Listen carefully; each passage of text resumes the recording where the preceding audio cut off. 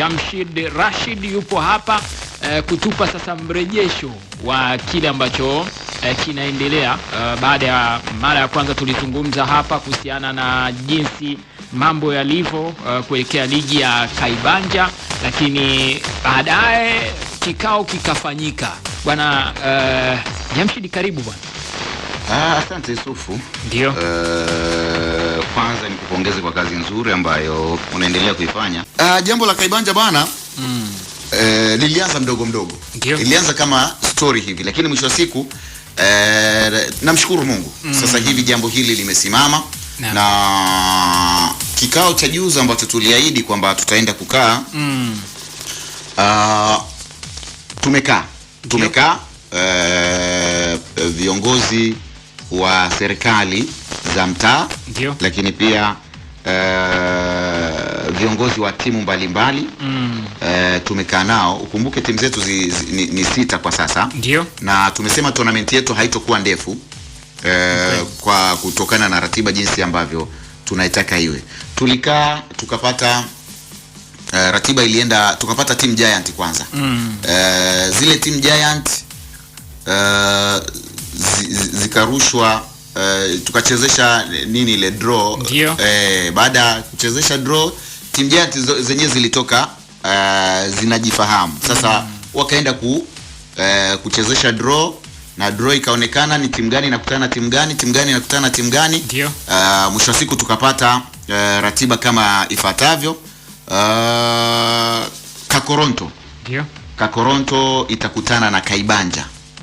Sasa ukisikia Kakoronto itakutana na Kaibanja, hii ni dabi.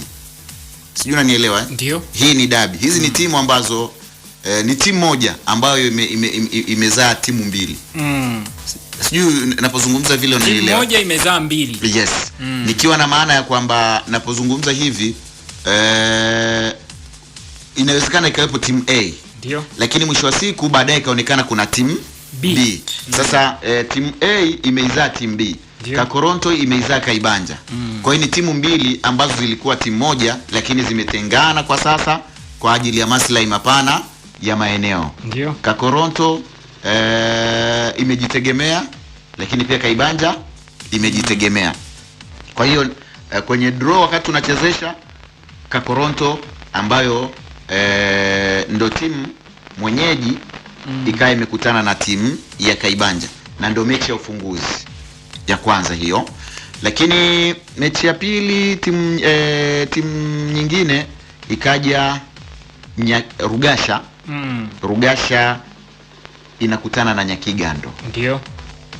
Sasa Rugasha imeungana na sehemu moja, imeungana na Kazinga, na timu moja ya Kazinga, na yenyewe ni timu Giant, imeenda kukutana na Nyakigando ambayo tumeona ni timu ya kawaida.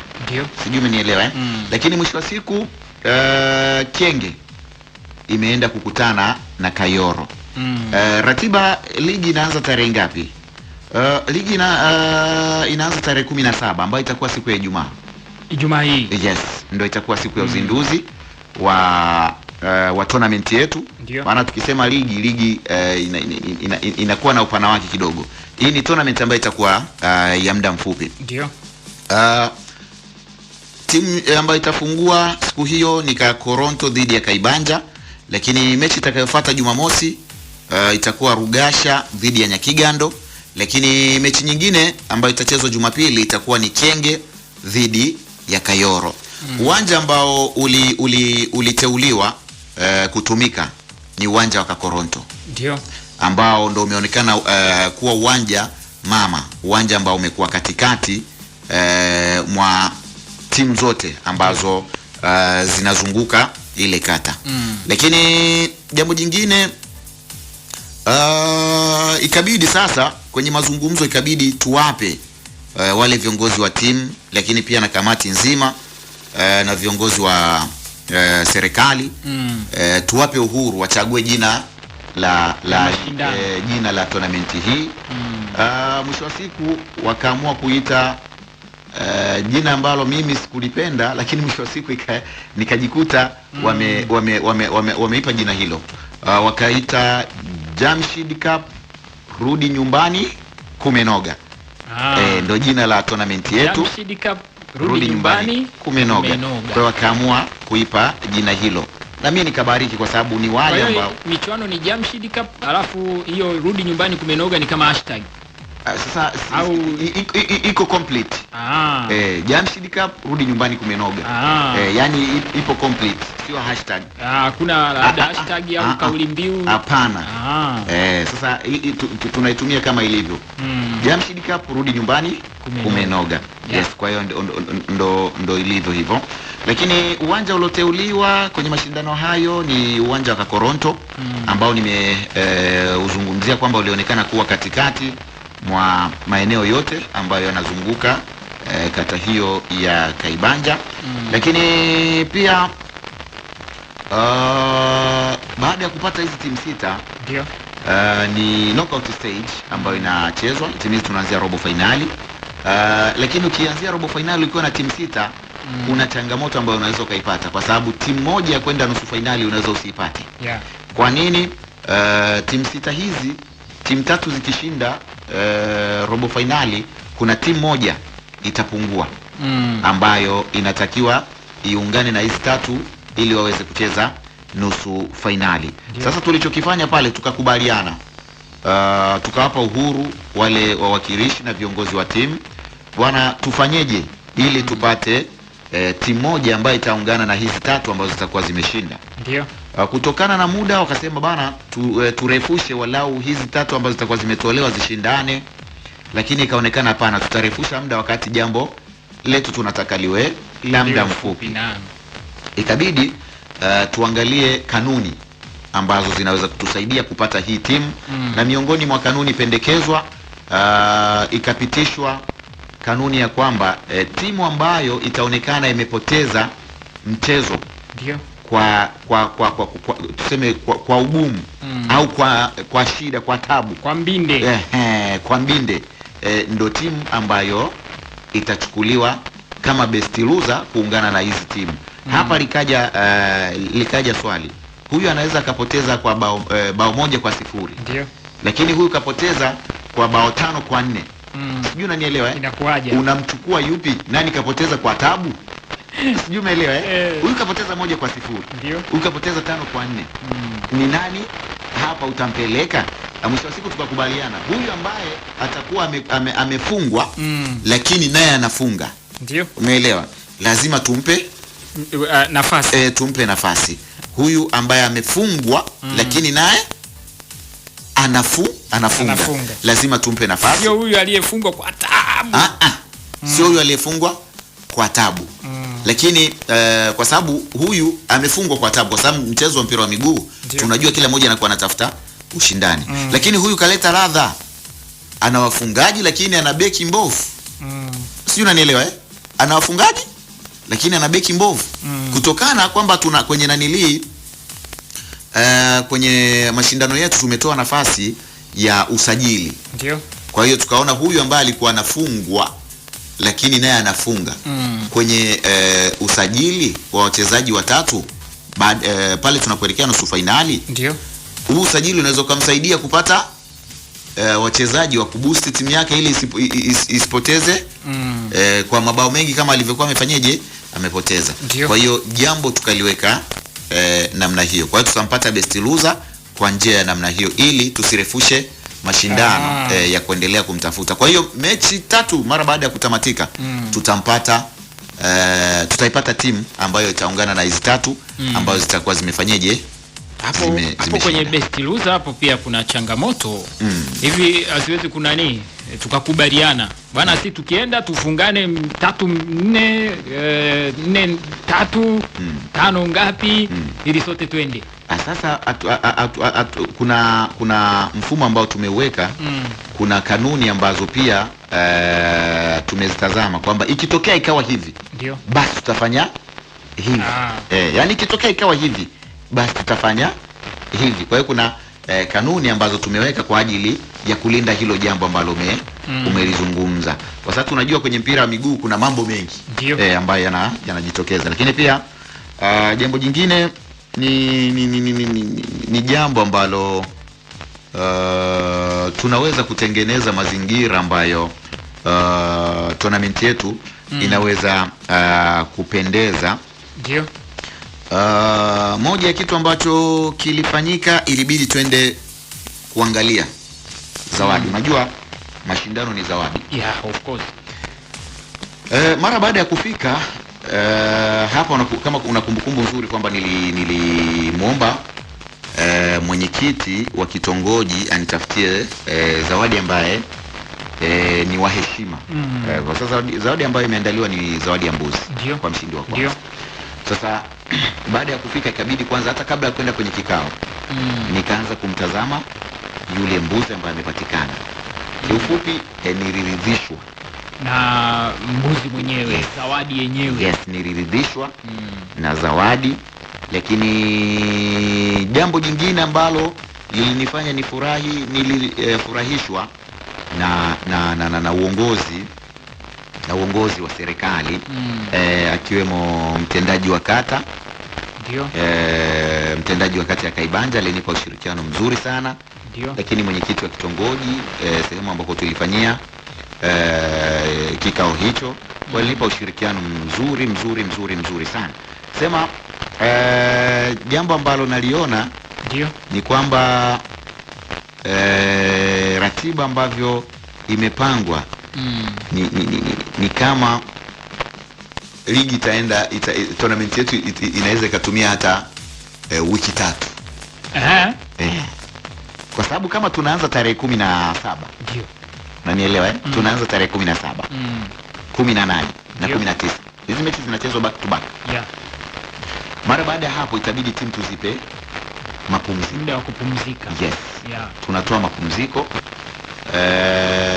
ya timu zote 3. Sasa kwenye hizi nusu finali kwa sasa itabaki mechi 2.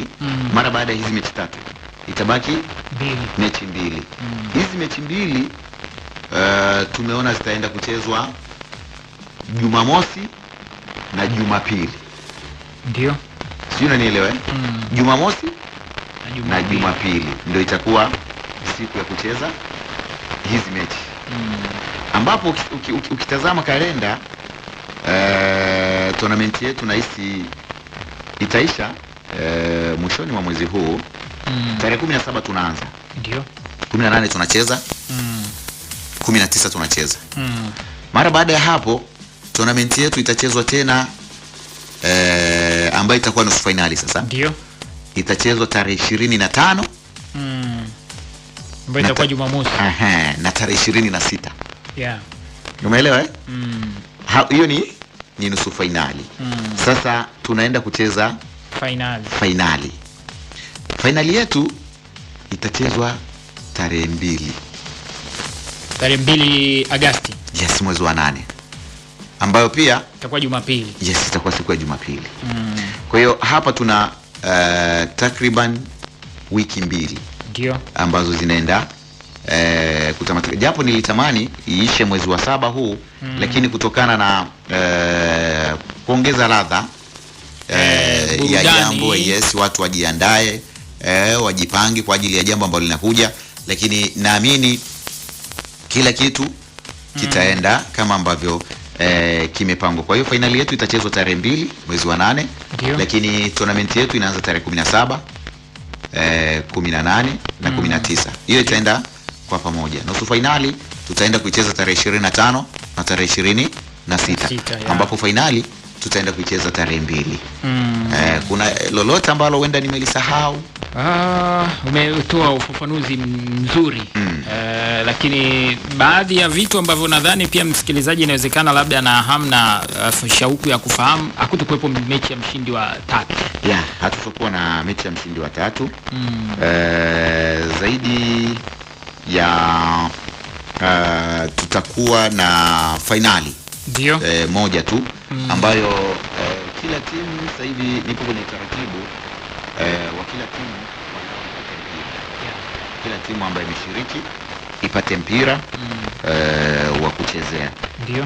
Na hisi ndo iwe kama chatu waonekane kwamba hawajashiriki ili mradi ili mtu hata timu hata ikitoka jibana kwenye mashindano haya tulipata mpira kama kumbukumbu yao. Kwa hiyo ni jambo ambalo lipo kwenye ratiba na inshallah Mwenyezi Mungu ataweka wepesi na kila kitu kitaenda sawa. Mshindi wa kwanza tu peke yake ndo anapata mbuzi. Mshindi wa pili? Mshindi wa kwanza anapata mbuzi. Mshindi wa pili atapata fedha. Ambayo fedha hatujajua ni kiasi gani. Japo ila fedha isije kazidi thamani ya mbuzi. Ndo nipo hapo. Nilitamani mshindi wa kwanza anapata mbuzi. Yule mbuzi ni beberu. Yaani ukisikia beberu ni beberu kweli. Ndio. Sasa nilitamani mshindi wa pili apate mbuzi. Lakini mdogo. Ndio. Sijui unanielewa yaani asilingane na yule wa bingwa. Nilitamani mshindi wa pili apate mbuzi. Ndio. Lakini asiwe kama yule ambaye bingwa amefanyaje? Amepata. Kwa hiyo ndio kitu ambacho nipo na kiwaza kuona ni namna gani itakuwa ndio itakuwa imekaa sawa. Sasa kuna mtu ananiuliza eti mbona Kazinga haijatajwa? Bwana Kazinga walijiondoa wao. Walijiondoa wakaamua kuunga mkono Rugasha. Umeelewa? Wakatengeneza timu moja. Rugasha FC ndio imeungana na Kazinga. Yes, ikawa timu moja. Kwa sasa ilifika hatua mpaka nikawa namtafuta jamaa wangu mmoja anaitwa Adadi. Nikamtafuta Adadi Mzamir. Yes, Adadi Mzamir. Bana, hemu organize tuone timu ya Kazinga kama itafanyeje? Itaungana ili tukamilishe zile timu 8. Pia nikafuatilia watu wa Kaishente. Ndio. Na wao wakajiondoa na hisi wakajiunga na Kaibanja, wengine wakaenda Kayoro. Kwa hiyo timu ndo zikabaki 6. Kwa hiyo na hiyo inaleta ushindani bila shaka. Yes, inaleta. Ili ushindani uongezeke. Kwa hiyo kila kitu kipo kama ambavyo kimepangwa. Ndio. Lakini pia kuna mtu amenikumbusha hapa. Vipi kuna mchezaji bora na kipa bora? Mchezaji bora hatuna. Ndio. Hatuna mchezaji bora, lakini tuna mfungaji bora. Atapata zawadi. Mfungaji bora atapata zawadi japo hatuwezi kuiainisha, lakini pia kipa bora pia atapata zawadi. Utaratibu upoje swala la wachezaji? Maana kuna wengine wanawezekana hapa DJ Juma alikuwa anazungumza kuhusiana na Mason, watu wakatoka Kaibanja wakaja kuchukua wachezaji kutoka Mason, wakaja kuchukua wachezaji kutoka Kamizilente, wakaja kuchukua wachezaji sijui Nyanga kule, ichukua UVCC Bukoba Cup. Utaratibu upoje? Ni wale wa pale Kaibanja, kata Kaibanja, au unaruhusiwa kutoa Katoro wapi? Ya Kibimbili, Kiamulaile. Sasa wachezaji hapana, kwa sababu tulisema ndio maana tuliongeza ile rudi nyumbani kumenoga. Umeelewa ndio maana iliongezwa rudi nyumbani kumenoga. Tuliangalia vipaji vya watu wa kata husika. Umeelewa Tuliangalia vipaji vya kata husika. Wachezaji watoke Kaibanja pale. Hata kama timu ina mchezaji wenda alikuwa unajua mfano Rwamishenyi. Inawezekana kuna mchezaji anakaa Kashai lakini wanachezea Rwamishenyi. Tulilikataa kwenye kikao kwamba bwana huyu mchezaji ni wa Kashai. Hata kama wewe unamtumia unasema ni wa kwako. Kwa sababu kuna timu ya Kayoro ndio iliuliza hilo swali. Kuna wachezaji wao wanawatumia kutoka wapi? Msira. Lakini Msira ni kata nyingine ya Katoro. Ndio. Watu wakasema hapana. Tunachokitafuta tupate vipaji vya hapa kwa sababu tupate mchezaji ambaye ni mzawa wa hapa, au kama sio mzawa awe mkazi. Umeelewa mkazi wa eneo husika. Inawezekana ni mtumishi wa serikali lakini ametokea Dar es Salaam, katokea Songwe, katokea wapi huko, kaletwa ndani ya kata ile. Ni mkazi, ana maisha yake pale na anafanyia kazi pale. Yule tunamruhusu kushiriki mashindano hayo. Lakini mchezaji ambaye atatoka nje ya kata, kitu pekee ambacho tulikisema, ikionekana timu imemleta mchezaji ikamtumia mchezaji ambaye yupo nje ya kata, ile timu hata kama itakuwa imeshinda tutaifutia ushindi na tutampa huyu ambaye alicheza naye ushindi huo. Ndio. Kwa hiyo tunatumia wachezaji wa kata husika.